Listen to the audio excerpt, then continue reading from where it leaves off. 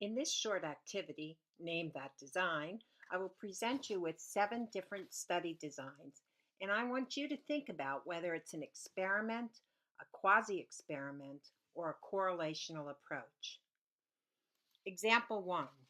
To assess the effect of caffeine on persistence, researchers assign their participants to a group that gets a non-caffeinated beverage or a group with a caffeinated beverage. They measure how much time the participants spend on a difficult puzzle. Do you think this is an experiment, a quasi-experiment, or a correlational approach? This study is an experiment. Why? Well, in the first sentence, you can see that the purpose of this study is to assess the effect. Cause and effect is only found through experiments. You can also see that there is a variable that is manipulated, the independent variable, and a variable that is measured, the dependent variable.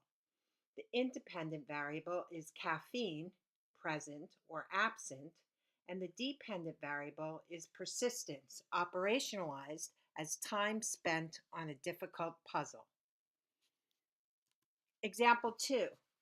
To see whether intelligence is important for academic success, researchers look at the relation between scores on an intelligence test and grade point average. Do you think this is an experiment, a quasi-experiment, or a correlational approach? This study is using the correlational approach. Why? You can see in the example that the researchers are looking at the relation between two measured variables, scores on an intelligence test and grade point average.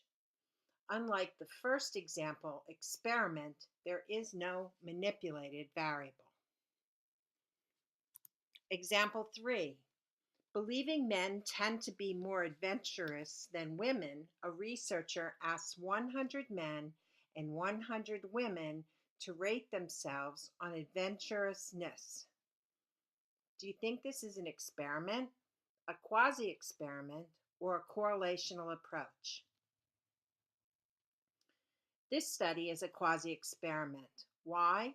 Well, first of all, let's determine the variables under investigation: sex of participants and their rating of adventurousness.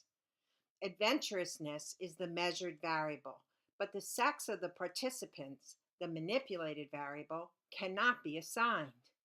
Remember, in the first example, the independent variable was caffeine, presence of or absence of caffeine. In that experiment, the participants can be randomly assigned to either condition, but obviously participants in this example cannot be assigned to be either male or female. Example 4. In investigating the factors related to marital satisfaction, a researcher asked 300 married adults how long they have been married and how satisfied they are with their marriage. Do you think this is an experiment, a quasi-experiment, or a correlational approach? This study is using the correlational approach. Why? Again, you can see that the researchers are looking at two factors, and both are measured variables: how long the couple has been married and how satisfied they are in their marriage. Also, in the correlational approach, there is no cause and effect. You don't know if the length of the marriage causes marital satisfaction, or if marital satisfaction causes the length of the marriage. Or there could be a third variable, not under consideration, that causes both of the length of the marriage and marital satisfaction. Example 5.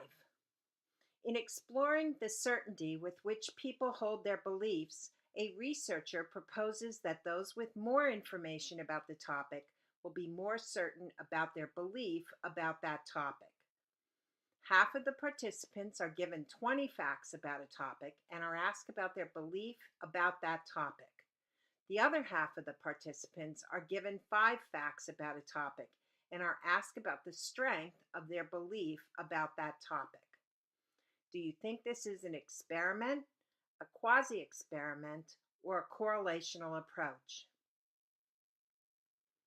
In this example, the researcher is trying to determine cause and effect. More information will create more certainty about beliefs. The independent variable is the amount of information operationalized as 10 facts about a topic or 5 facts about a topic. And the dependent variable is the strength of belief, the measured variable. Example 6. A college wonders if off-campus experiences are helpful in promoting critical thinking. So they survey all the students who spent a semester abroad and all the students who stayed on campus to assess critical thinking skills.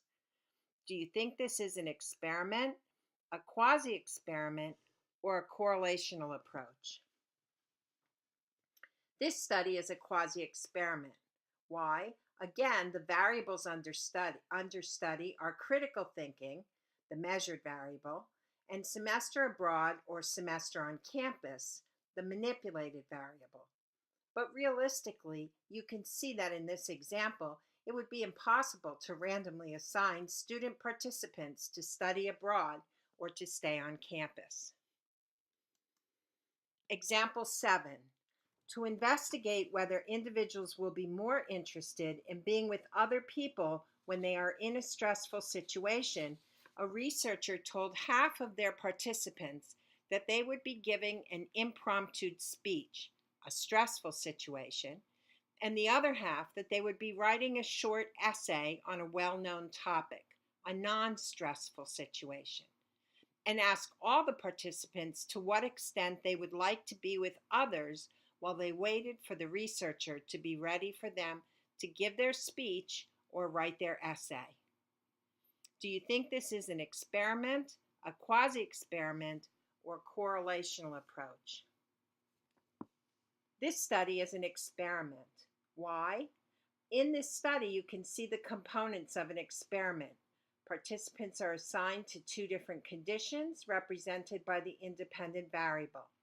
The independent variable is stressful situation and is operationalized as giving an impromptu speech, stressful, or writing an essay, non-stressful. Then all the participants are asked to determine the extent they would like to be with others while they waited to give their speech or write their essay. This, then, is the dependent variable operationalized from the construct of affiliation, being with others.